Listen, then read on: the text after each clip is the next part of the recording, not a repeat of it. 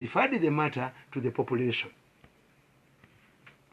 Guno twalianga mitwe jange tutula ntulowooza goloza ati akakataba ndakawa omwana yakataddeko omutwe mubi tayito ndakaproposing how why sodomized kuteesa kyataddeko ne mugayi bijjeke jako kalina kuba tayito ndala katezo munyimuze yampe ekyapa nze mbobutaba buwandikiraawo no abazungu abo bemulaba abamawulire kati gundi nga alwadde fenna mu population organized oba TV oba ki twali baddemu ne gundi details bwe bakulonda gwoga nti president wa America kati ababeesimbewo tebabayinaako data yes ne kwembasi ya America nawa fenna gye tuli abalimu amagezi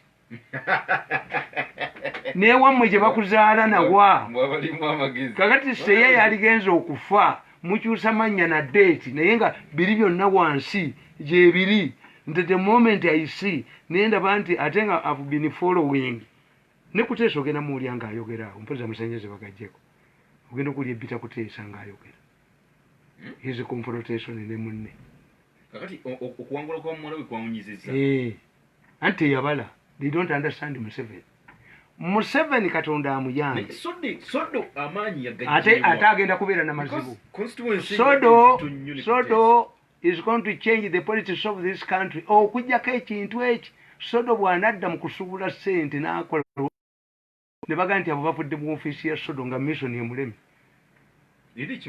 sodo ate okumanya Museveni musajja mubazi nnyo abakuddira mutabani we n'amuteeka mu constituency mwalirayiza enduulu so nga abammwe gye bali tumukunda alwana ne gundi ne Lwamirama nga baleeta owaabwe owobwe temwali owaani yabayisiza walala nnyo n'aleeta sodo laafebo si mwana we kubanga attention ye muyabaddewa yali badde ku mwana we abasiru bonna baali gugumuse yabayisiza walala nze omanyi bajja wano abazungu ne baŋŋamba nti bantwala ebweru nsome naye mbaga nti I'm doing a PhD where State House University is there a university naye mbaga nti nze nfunye omukisa okubeera mu sense neetava obusiru obutasoma nabwo bunzanyirako did you know why I went there waliwo omukwano gwange bamuyita Nsubuga musomesa yalina essomero ly'e Kabojja yatuula ne tukkiriziganya ogenda oba togenda naga nti okugenda ogenze naye tobayo yadde ekikumi sijja kujja mu kkomera tewali ki nze ne bwe natambulanga ebweru nga sente zange mbeera ne sente zange nawa wonna nga mbeera ne sente zange that's why isabera burden ku sente I went there for a different mission na studying Museveni tewali amumanyi abasajja tebamanyi Museveni era nakugamba wano nakugamba nti bwe tuba tusoma politics kana kataba nakawande nga nkaagala nnyo Crown Prince to Commoner from Crown Prince to Commoner how Museveni defeats his enemies nakawandika mu 214 kakati bano ekibalwanyisa bano abasajja ekibatamanyi nti Museveni is shaping his retirement kakati first family yakola ensobi era nkiwandika muno mu katabo kange why Museveni succession will be bloody nembaga nti tulina roots 3 mu succession. 1 the first family members bwe baleeta omuntu avudde mu family yaabwe alina okuba nga ali nga apiiringa ku population ate mulina okuba nga mwamutegeka for instance omuntu singa afuuka chairman wa FUFA nga alina amagezi omuntu singa afuuka president minister wa youth nga alina amagezi is an investment anti okula na bano abavubuka bano bo sente babbanzibe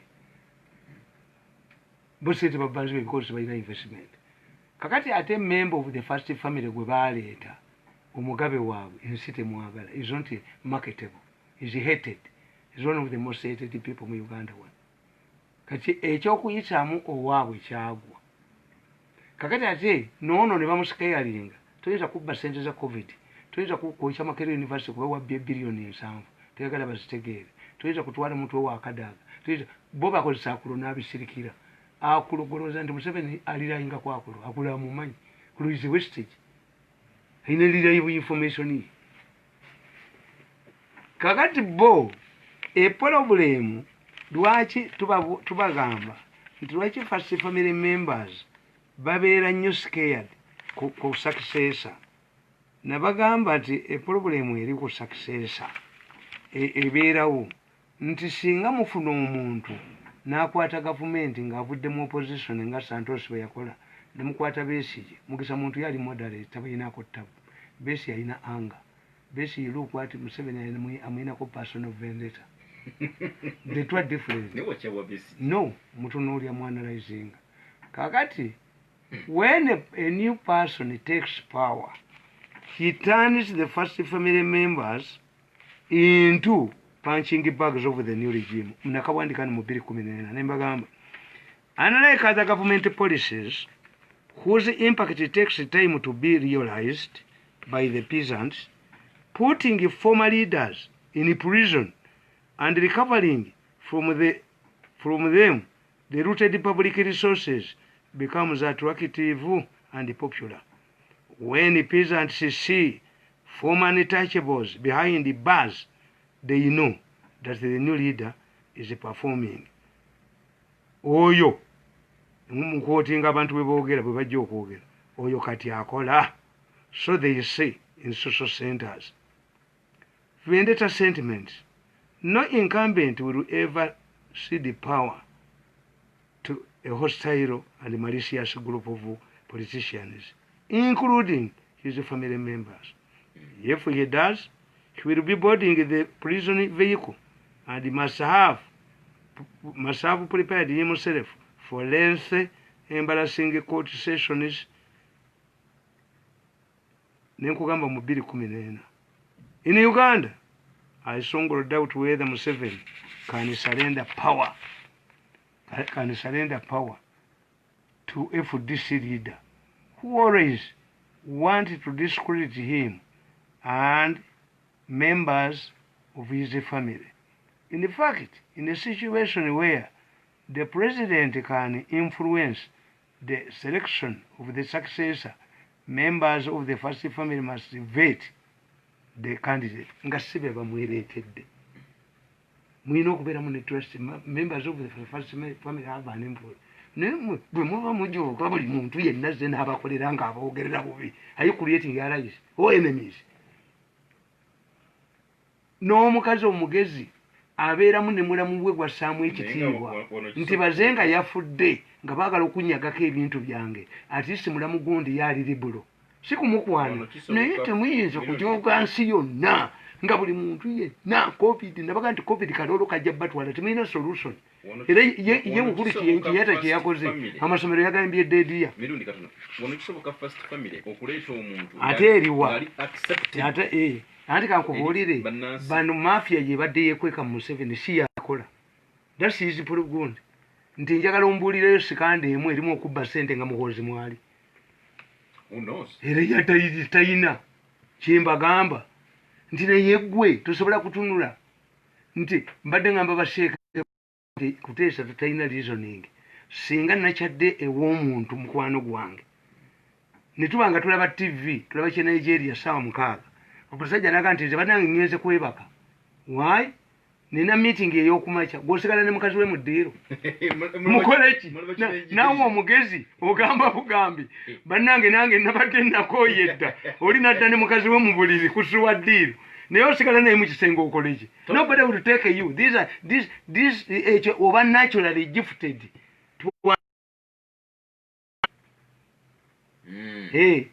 nze nasanga mu State House nga takola taperforminga nga bagamba complaining nga simanyi bakole ki naye baga nti you people if Museveni gave you a job yet ayina right ereeta muntu you him oba mu training kuba ayinza okugamba ti gwevaawo ndeeta omulala na training gwogalirako gwogaseera. Why do you believe nti ye Museveni tajja kuleeta muganda we? Why?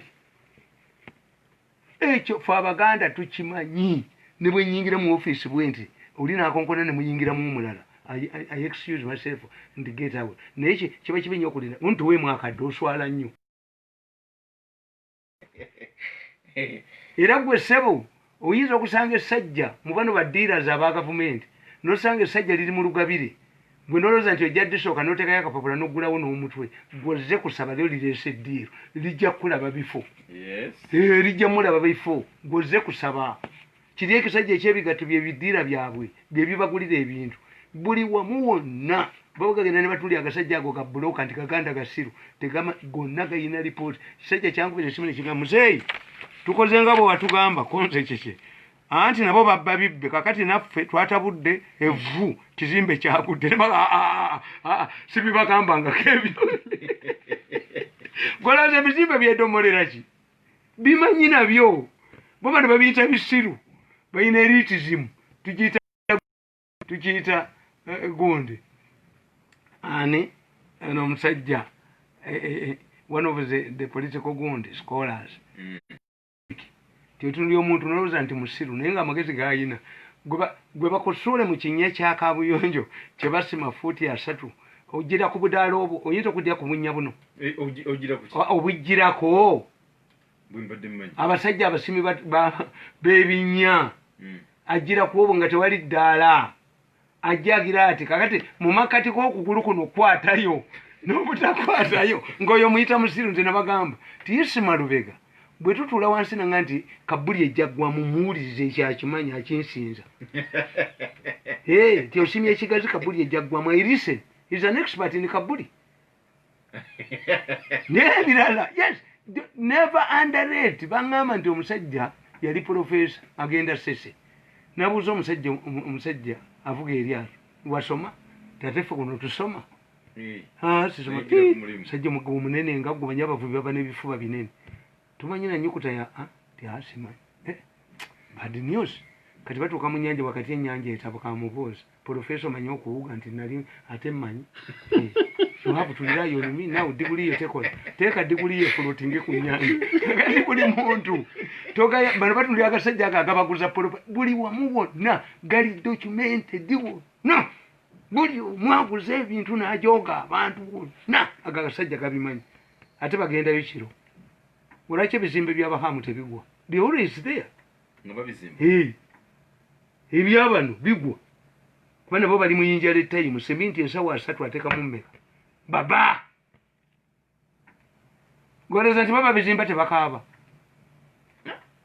kakati nabagamba bano abasajja abo nti mu nsi tewali amanyi Museveni even his close friends Kuteesa doesn't know Museveni, Mbabazi didn't know Museveni, Bidandisari didn't know Museveni. Era mukatabo kanga nabagamba akatabo kano nabagamba nkagala nnyo one of my best nakagamba nti abantu mu nsi tubaawulamu ebika bina oba bisatu tulina ba realist.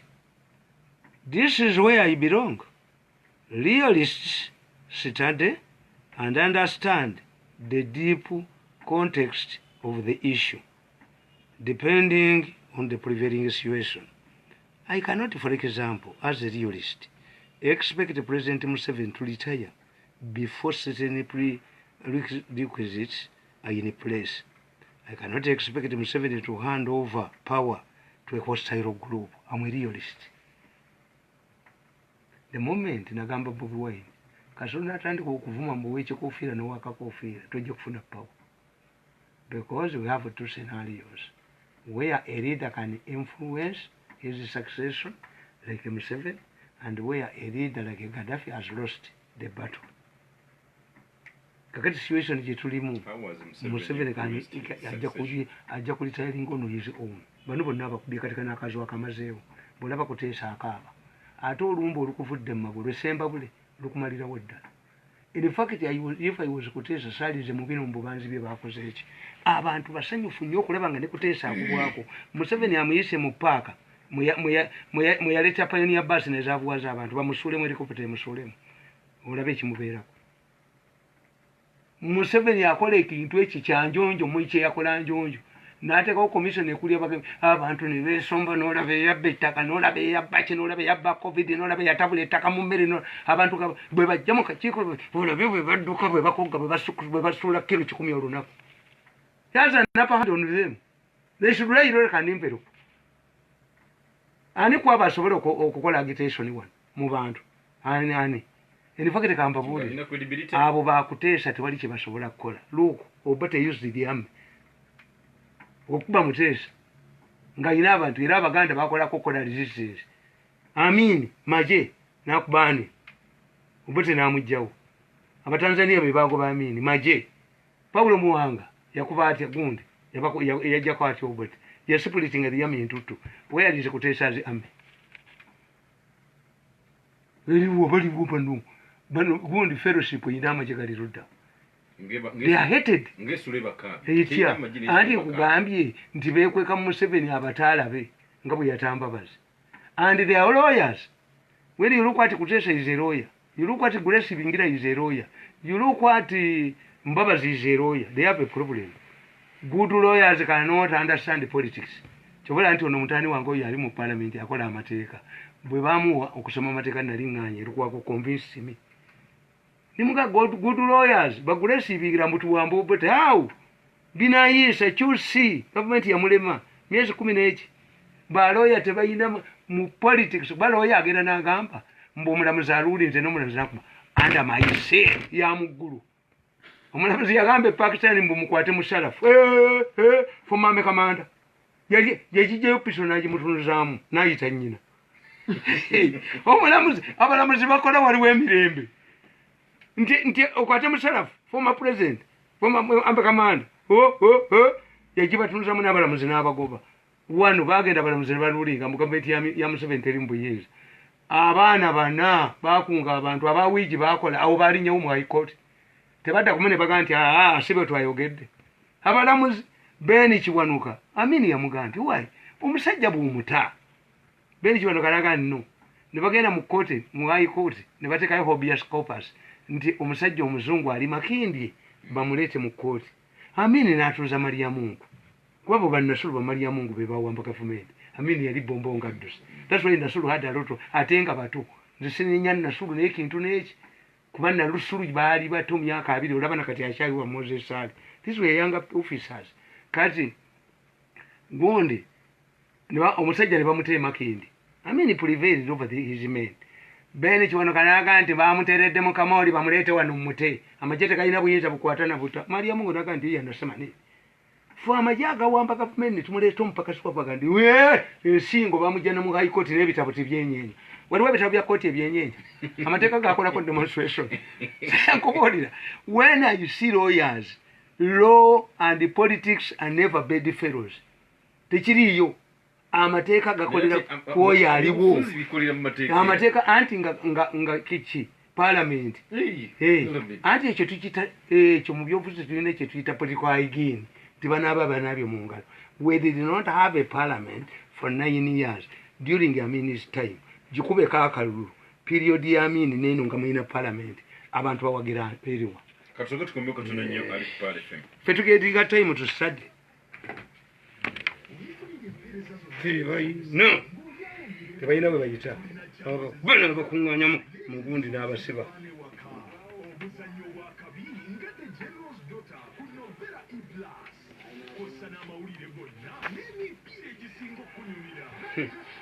Museveni bamutegeera tebategeera Museveni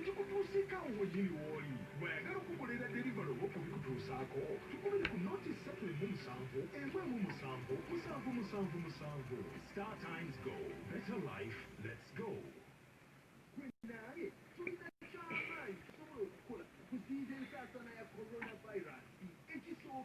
Mwami Sodo. Mukuru Sodo. Okubuuza ku bantu mukuru Sodo. Abayimbye baliko mwebali nnyo followinga channel eno eya Pale FM Uganda. Mwebali kusharingako ne comments zammwe mwebali kuzituwa. Nitungere sharing.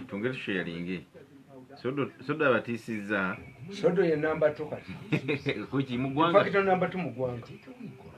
Amuteri yo. Mwamirundi nganti Sodo kati ali number 2. Mukutegera mu ranka. Mumanyi. Nankabira tewali kata katewali. Baisi tewali. Amuteri yo. soda amanya agajewa anti kakati Museveni ategedde nti yeetaaga mu parliament ye yabaleka Museveni ne bakola lisiti yaabwe eyaki bakola lisiti yaabwe eya okufuga parliament kati agikubye yonna bano balwana ne Mwenda Kuteesa yalwana ne Mwenda ku ssente Mwenda okukyuka data yonna n'agiwa oli kyoba buli muntu yenna gwe basimbyewo akubiddwa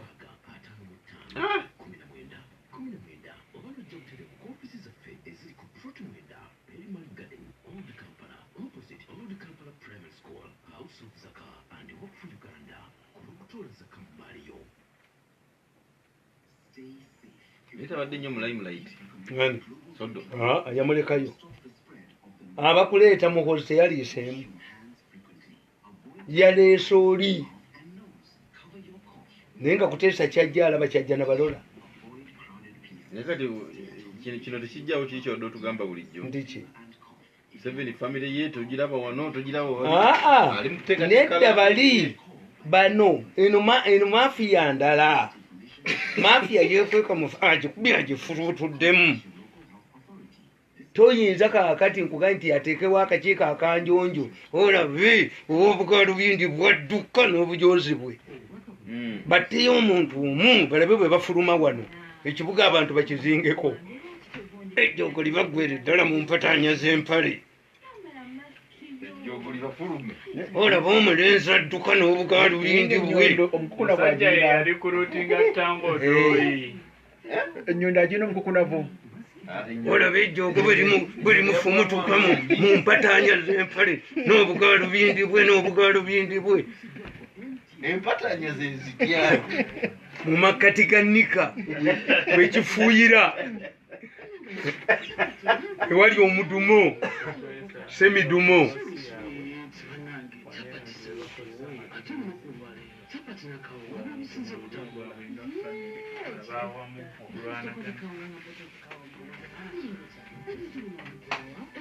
kati Kuteesa wali muyisiza mu mpataanya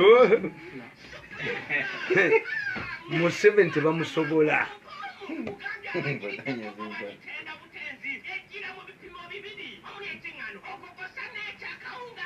Yafuisa bulijjo yakozesa mabirizi yafuisa ekiniga bamusule mu paaka olabe bwadduka beyayavuwaza bamugajambula Museveni akuleka n'onya ateekawo yinkwaye olaba omulenzi bwadduka n'obugalu bindi bwe n'obugalu bindi ng'atema adduka n'obujozi bwe bajja kubuukira seddume z'ente nga baziyita embalaasi ng'ekiriwo kyokka seddume yante ng'ekibuga kiri mu mizira nga bamukutte n'obugalu bindi bwe n'omuteekako esaati ziri n'omwetooloza n'obugalu bindi ng'enduulu zivuga n'obugalu bindi bwe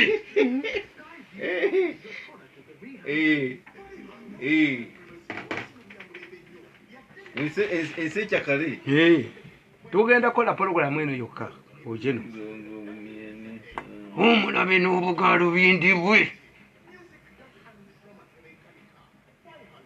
Nite nga temanyi kudduka otogisinga kudduka balikwata seddume y'ente ng'ayingira faamu nga walidde yabakubye abamaze Museveni musajja muzibu nnyo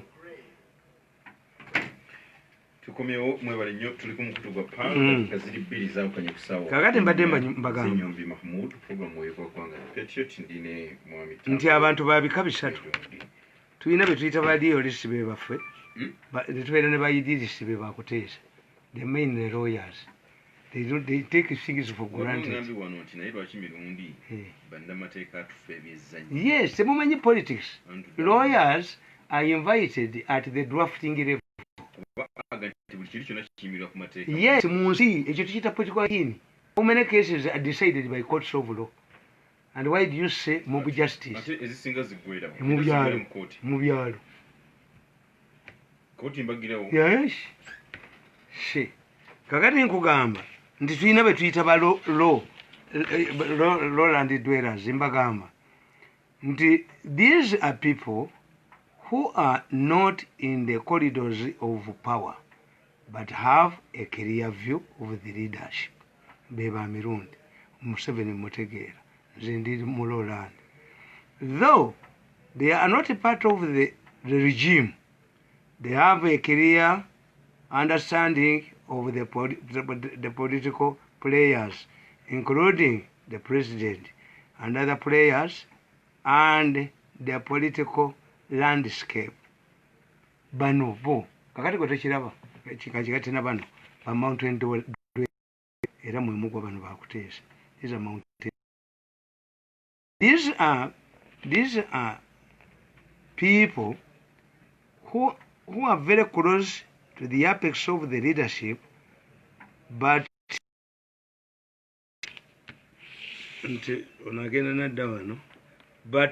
they never bother to understand the president. They only realize they only realize that their personality, they don't realize the personality of a leader. They realize the real leader after being sacrificed. Nebakaba. Abo tubayita bani? Tubayita ba mountain dwellers. Kakati mountain dwellers, nti omusajja ali ekibuli, ali ewa mutajazi, talaba omuzikiti gw'ekibuli, okimanyi ekyo? Ali ewa mbuga, talaba muzikiti gw'ekibuli. Because he's close at the apex. So these people are close to the president Babidandi. Kimuva mutubuuza. They have mirundi alaba okusinga Babidandi. Yes, these are mountain dwellers. Omusajja asobola okufiira Kabuusu nga talabangako Kereziya y'e Rubaga. Omusajja ali wano Mmengo talabangako kasolya ka Namirembe. If you want to see clear view of Rubaga, of Kibuli, you go to Kampala Mukadde. You must be very far. Kakati abali okumpi tebamutegeera nti nze nga ndikuteesa nali badde maze okumanya fakita zonna. Nawe emyaka 13 Johomane Museveni tewamutegeera. Namutegeera.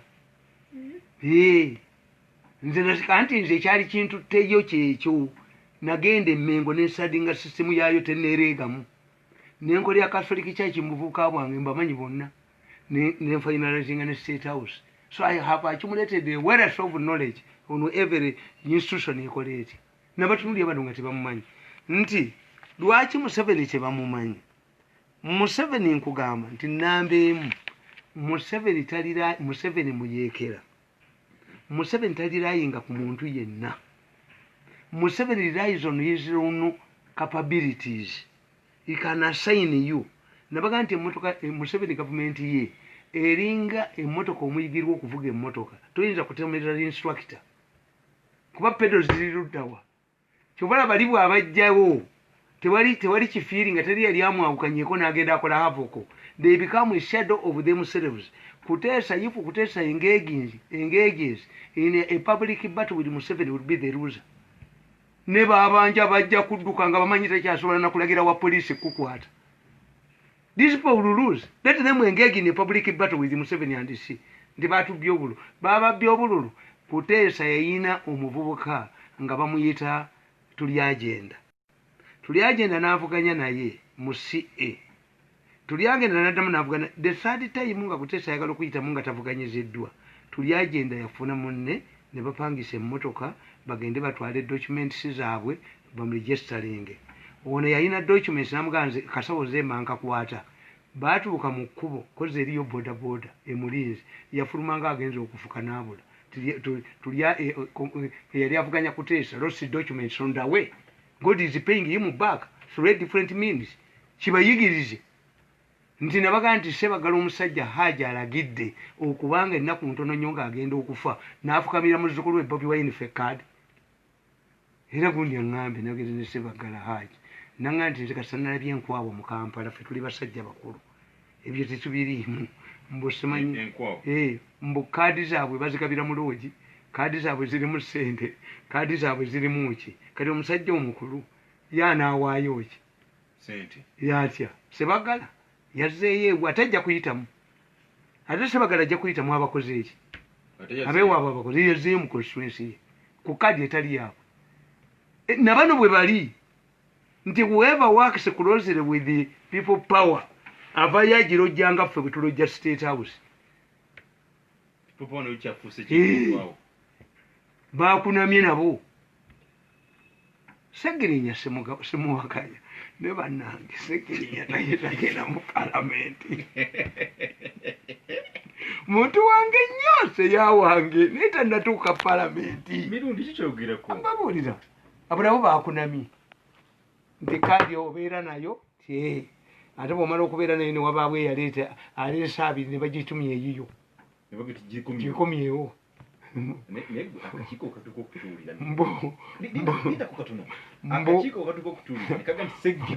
Bagamba nti mutenda benzi naye abasajja bali mu people power kyebakoze abakazi bagenda kugula budomola wakojja Kimbowa bali sitale ekugaba etikiti bwebagaba etikiti bamala kucekinga oli mulamu bulungi totuswalize eri n'ogwira mu palamenti. Ekintu ekirimu abaana abato ekyo. That's why abasawo balina scandals today. Bamusanze n'omulwadde bakoze batya. Previously there was no way a doctor could operate a clinic in absence of a nurse. Those Europeans, ebiwabwe baali babifunye nga bagaleeta kakati ate ne bamala okukozesa ani ne bagikuma nabadde njogera mu bakadde b'omu Kampala nembaga nti bano abakayanye mu lusuku nga bakongola enkoko gunaaba gutya nga bali ku tteebo balya. Era nagambye ragaddi ekibagana okuyitamu you don't plan. If I want to stand in Kampala ntandikawo office eyange eya ego mukimanyi kati mu Kampala bakwata abantu nti bakireresi ne batwala mu kooti omulamuzi nabateeka bali emitwalo okujayo omuntu capital city anti kyenkubuulira nti kakati nze nga nazze kubanga bano balagaddi namugambye nti babbi be babaleeta Kampala ekitundu kya NRM musisi abatu nono omwana tumwebaze yoleka akubye Kampala ng'agimazeewo n'ogula akatale ak'ebiti bali tunda hoteriyo nze ku magezi gennanze mirundi singa akakatale nakokyadde paaka yadi biliyoni 2.7 olunaku lumu hoteri emwejja kutundibwa ne bwona ogende wa Museveni nompa yamugambye nti munnange mirundi n'ebyo mmwe mirundi bweyebe aboogerako naye mmwe bannange lwaki omulokola atya sitaani namwe mbwajja kujjako social media bakubeta ente omutwe ogwo tewali ajja kujjako social media wa baganda nti omala okusasima mwenge nti alinyimba ndi mutta tu Museveni alina patience gyemutalabangako. Museveni was the snakes out of their holes. Kyoga nti bino gondi tazimanyi ezo tapes nti mugenda malwani nemutaba nti mutunda organize tabimanyi. Kakati ye bw'abayita ng'ababbi bwe yabayita wiiki ewedde baavayo baseka. He was not a tough on the fellowship. Kati mumubuulidde ne fellowship member andi Kuteesa bw'abanga alikuleetinga nga batudde mu meeting yaabwe mumanyirwa aluzinga matatu nga mbadde muzannya matatu omuntu n'aluzinga lyona kyakola addayo n'abala we yakoledde obubi amatatu agaddamu n'agatunuulira saali kubye bbomu eno yaddaaye n'ate ng'ayina ne master. Kakati bano bwe batuulanga aba fellowship beevumanga mirundi okumwantagonize mwajoga atajogeka atasobola kulikonsayiringa namu ku nsi mu kabuli ne mu ggulu. Era nze president bw'aba alowooza nti enyamukolera campaign the money must go direct to my account sijja kutambula ebyo neziya ne mboogerawo mbwe emitwalo 2 nazikabiraawo sisobola abalidde ssente bafuuwa mikka bagenda kugula mayumba n'ofono namusanga nga naye adduseeyo obufono ku secretariat biliyoni 6 zaabulirawo taliddeko yadde 10 ajja aba defending mbwa kiki kakati eyo gundi Museveni was the snakes out of there nti abadde abatunulye byonna byebakola neyeekalakasa n'obugaalubindi bwe Kabasi n'aleeta bikalantini ebifu ne bagenda wandiika mbasemanya ennyama eri mugundi lwaki gwe ennuuni ne bagitwala n'ebyenda ye nga bali kamuwunye tewali asobola kujjayo mutwe babakuba ne babattira wala ekitangaala kyegundi omwezi ekitangaala kikujja ku njuba tekirina gwakyo protection ya Museveni ebaveeko muveeyo mu bantu mugende mumwambala mule badduka mulabe bwe babavunjisa nga ssente mu lunaku lumu hambo yowa celebs andigaawe hambo yowa celebs tewa kuteesa tagenda Museveni ngenda kuwaba ngenda kukola ki is exposing himself to things are falling apart kakati eyo nejjebeemu nti Museveni ekyokwe Museveni alina kye tuyita reverse psychology awo kumutegeera olina okuba nga oli mugezi nnyo nti nabawa ssente ez'amasomero nembawa ssente ez'okugula leediyo nembawa ssente ez'okukola ki nti kati mugaggulewo anti ate sefuliya eryennyama bokisi eryennyama ziriwa ate ku luno Katonda yatuyambye nnyo abantu bano ejjogo lijja baggwamu usually they get a scapegoat sente mwe mwazeekwatira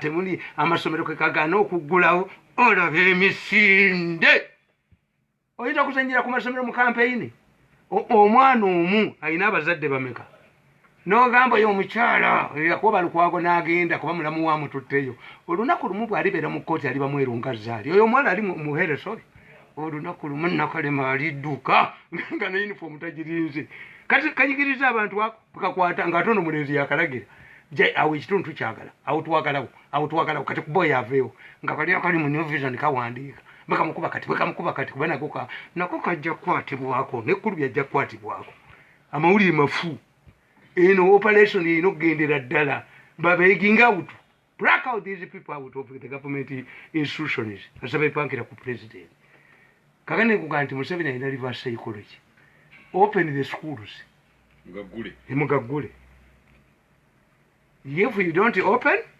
muleete sente za radio ne TV if you open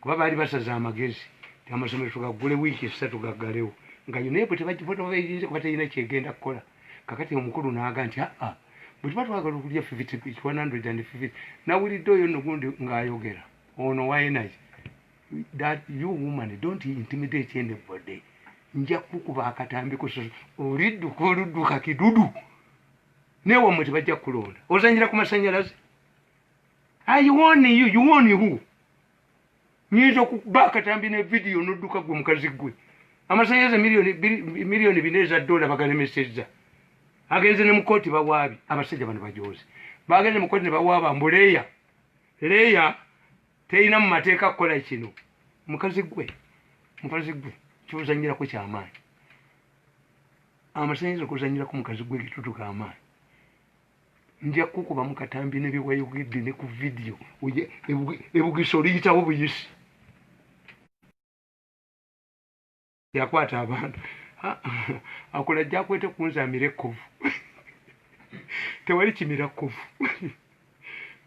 kimira kkovu kubanga okulisesa mate lyongera kunyweza walabyeko emmese ono gamu akwata emmese eyokulupapula oyo emirundi yennyini yemiso yennyini mise erina kamanda ogwo omanyira weekolera kakati nkugamba nti Museveni detects enemies from far bano yabalaba dda timbakubambawulire waliwo abantu abali patient ba Museveni awo ti omusajja yagenda n'agulira girlfriend we ekirabo kya Christmas kakati akapapula n'akali mutamanyi mateeka ga bwenzi amateeka g'obwenzi ng'olaga eka weefuze mu mpale ng'ali ku road block ne kooti zonna olina okuba n'akawuwo k'ewaka kebamanyi ewaka nga naawe yakotambula mumpale anti ajja nakuhaginga goloza nti abadde zikukaginga aba awunya wano kwekibegabega kubanga n'oli ahaginga weewamu why kumimwaja nalidde ennyanja kakati abo abenzi abatamanyi mateeka ga bwenzi amateeka gani yagakola kakati buli kirina rules omusiru omwenzi sabotua ne gundi bano ababbi bano bamafiya bakola ebintu byebimu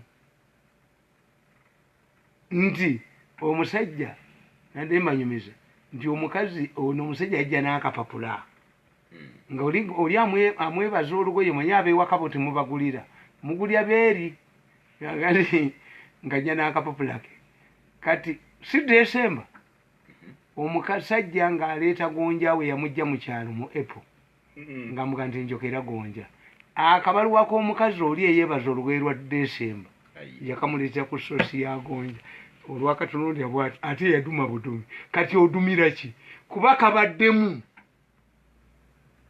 such a people talented in such a way they are patient nti bano bonna bano bakola losi ku mwenda yagenda n'akola diiru ye ne bamukyayisa ewa Museveni n'akola diiru ne bamukozesa mwenda n'akola gundi pepa ye gundi president n'ajagala biliyoni aga mwenda agamba nti kuteesa n'aziwa muwala we mwenda teyinza mulyako ssente mwenda yakiyiye mwenda oyinza mulyako ssente bwe bakubuulira abo okuula noga nti nja kukuula bad black ofunamu abali diplomatiki mulimu abali diplomatiki nti kati nga Kawalya tayagala scandals ndagire tasobola kubeera na scandals atya abo batya abo bakazi bakulu batya golabye badolabye nti nika yagundi yafulumye eyakawalyo ba agundi type yabo aba bakazi abakulu unakunama nakunamira ddala nga talina kasigaddeyo konna okalabira ddala obugulu ate kasoma n'okulaba obugulu n'obusambi wali science akwata mamuti ono temuli naye abakazi abakulu tebakola bintu ebyo they have dignity they have their children mumwalabyeko abazungu abakunama ku biiki nga balina abaana baabwe yes mu bulangi ebyokunama ebyo tebiriiyo n'okubiteeka ku TV channel bagikubuulira ne mu hoteeri would you like this you pay different yes ne mulyoka mugamba musimanyi babiwere ate olupapula lulimu kabojja miti ate lubeeramu otutya ebigezo by'abaana olimu kabojja miti bukedde alimu kabojja miti kamunye alimu kabojja miti at the same time alimu negoli y'abaana kaka negamba nti Museveni is always underestimated by enemies by opponents Museveni abantu bamugaya nnyo obote yagaa nti addeyo mu nseko tumulabe mu myaka ettaano obote yaddukira mu bootu Museveni remained there okera olutwa n'agamba nga peace talks ziwedde nti omusota ngukuddemu amannyo nino nitowa okujja kugulaba nga scaring gundi nti Museveni yamukuddemu amannyo endagaano y'e Nairobi omusota bwe gaalalamye muti okera yasigalawo Museveni is underestimated by enemies tikuteesa yalibadde tadda namu ebyo consider defeat and go and preserve yourself to fight for the future humble yourself oba yakugamba tiyajja gwe wummula oleete omwana olwaki wakikkiriza ffe tukugamba mu political science ti an agreement if an agreement is implemented 40% is a done deal if the conditions under which the agreement was negotiated change is null and void kubanga bo tebaamanya nti Museveni amaze obbasitadinga nti balwanira parliament mwenda yabakubye why mwenda compiled a list eyaba fellowship banasasulira nembaga nti kino ekibinja ekivudde ewammawo kikatayira kikazungu ekizungu obuzunzi kiriko akiwagira kuba kyakolebwako mawe yagaana okuddamu mujooga kakati ono abadde awa DP sente nga baga nakola obujozi bwabwe obwa bulijjo mugende mu people power He ended up exposing himself. People power nagamba Bobi Wine ti abantu abo 90% boyina ba Yesu. Senior Yesu operatives. Twali wano. Nagante hana yogera naye. Bwobambulya nti ago se mulimo gwange. Gundi ogo se mulimo gwange. Ogo se mulimo gwange. Sinza bakubolera. N'ekintu kirimu kiri omufasi. Era ekikutegeeza ti Bobi Wine abadde w'abano bano Museveni baakuba kati akugamba ntwatuula tuleeta abavubuka abatonga n'owange mwali ne Bobi abanayogera naabo. Kakati ndewe nategeerera tebayinza kukutuma nkoko ng'ogikunyuulako byoya bw'obyoleeta. Kakati Bobi Wine nkoko yalemera mu kayumba. Bakusasira byoya ate teriiyo. Kakati ate mugendera ki mu kkooti singa enkoko yavaayo. Lwaki mumenya akayumba? Nabategeera nti enkoko tebagiggyeeyo bagikunyuulako byoya bye baleeta. Ng'owulira ekaaba ngogayi omwana agisala. Ogambye nti gurupu eno yava ewa Mao. Ate abageze mu people power. In fact Kasima tebamwodera. Anti bamuweeyinga dda. Eriyo ekyuma ekisunsula eri. Eriyo ekisunsula eri. Eriyo ekisunsula eri. Ewa Bobi Wine. Kasiba nti kambabuulire eyo constituency nsobola gisibirako. Mube naali mu benyinza okugenda okunoonyeza akalulu. Zisinoonyeza ababaka ba parliament kalulu era mbaga anoonya ka Museveni. Naye Betty Kamya asobola okubakuba kuba oyo Kawalya Tabala. Kawalya asolose kunyweza wano kubwa sipiika milioni 15. Yafunye bwa speaker. Amaanyi agayina agenda mu parliament. Agudde. Anti Kasiba ntajja kuvaamu. Ogwo gwa kifiiriza. Kasiba bamumye ticket. Anti agenda ewugulira. Ayina naye ekisigo. Kyenkubuuza. Atalina sikita era tamanyi nti musiraamu. Ne Kasiba tagadde nnyo. Anti ajja kutta batta. Ogwo gwa kifiiriza. Kati Kasiba nti munyiivu nnyo agenda kuzannya gwa kifiiriza. Noono Kawalya ajje. Betty Kamya nga yabakubye dda. Nisajjira bene bamumye. Awo Betty Kamya azina mazina kati. Bagenda kuzannya. Nabagamba nti omuntu yenna okukola ekintu fundamentally gw'ogendanga naye Besigye yatunulira future ye bamuyingizamu ekyokufuga eggwanga National Political Commission nga Besigye ayogera Besigye nga wamaanyi very powerful. Kakati Besigye eddugga eryo limulina nembaga ne Winnie Byanyima yali ayagala okubeera ku first lady kasa kyagaana n'adduka omubbi kasa ku original teggula ng'atema kati nabali bawulidde yaddukirawo. Kati Besigye tasobola kukyuka. Mugisha muntu ye bw'omutunuulira talina personal vendetta. Naye Mugisha muntu is not happy. Mugisha muntu yangamba ekigambo sikyerabiranga singa nina ssente naali kututte mu Western Nile n'olaba former minister atunda ebinyeebwa. Do you want me to live that life? Oyo omugebererako ayina ki? Mulamwa ayina. Kati ekintu kya Bobi Wine obusungu ku Museveni abuyinawa yamukola ki? Ennyimba ze baziweze amaze kukola bino. Ana abaziwera COVID naye n'abawera. Obusungu tayina. Kati atenze obusungu bwe nnina ku bano batta political career yange tetuliddamu. Nonkuba mawuli emyezi mwenda ng'akabuke tekakera ku nkuba. Bayise nyina bamukebera omukulu. We cannot reconcile. Where do you see Nope? Anti kyenkubuulira Nope teyina bukyayi ku Museveni. Museveni yagenda mu nsiko because his life was in danger. Ate yali yakibaladda. Museveni wanted to become president. Tosobola kunga nti babba obulu bwa kinaana nga mu 69 Museveni yagenda Mozambique okuyiga emmundu ne North Korea. Which one came first? Abantu tubatunuulira nti mwanyi mukoddo nkubulire mwanyinazi mukoddo mu wali nnyo ono mutwale misinde maama ekituufu nnyo si kyaddayo naye baaba obadde oyinayo gomesi mmeka tesiwere 10 engoye ekibadde kizigula kati oyina mmeka mu nsawo nzize na 3 gojja kuddayo gundi siyomba. Yes, there must be a fundamental. The reason why you see these people changing from here, they don't have a fundamental difference with Museveni. Omukazi okukugamba nti baawaliruddawa nti ali ku kyeyo ng'omukuba embaga kitegeeza tebaayawukana. Immediately this man comes back from kyeyo your marriage collapses kuba tebayi otambulanga n'omuntu alina fundamental difference n'omuntu. Bano bonna tewali ideological difference na Museveni baagala kufuga.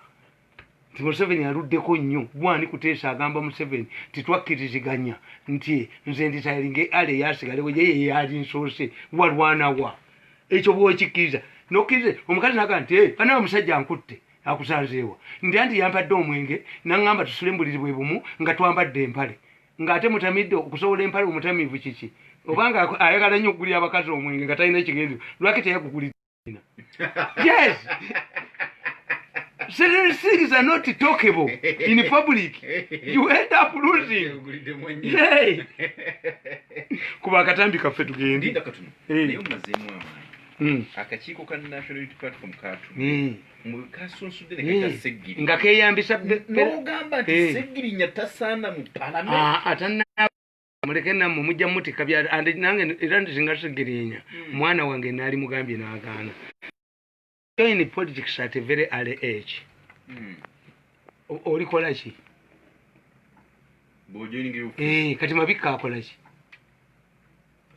era ffe tugamba kati the king of Sembabule is Ssekikubo naye president ayambe Ssekikubo tamuwa bwa minister ono ye Dodo de facto number 2 kati sodo de facto number 2 why nankabirwa takyaliwo tokyabba mu 7 musimanya abakaba parliament bagani nga inayo muganda wakwata bukwasi simu ababadde bafeera bonna nga akwata bukwasi simu nti parliament kata gajjajirwanyisa nga ali mu parliament mwenyini mwali kubanga mu 7 babadde bamuzannyira butatuukibwako fakito number 2 kati ongati seginya yingira mangu bajja kuyingira mangu ebyobufuzi nze nja bigendamu anti nkubuulira what do you do after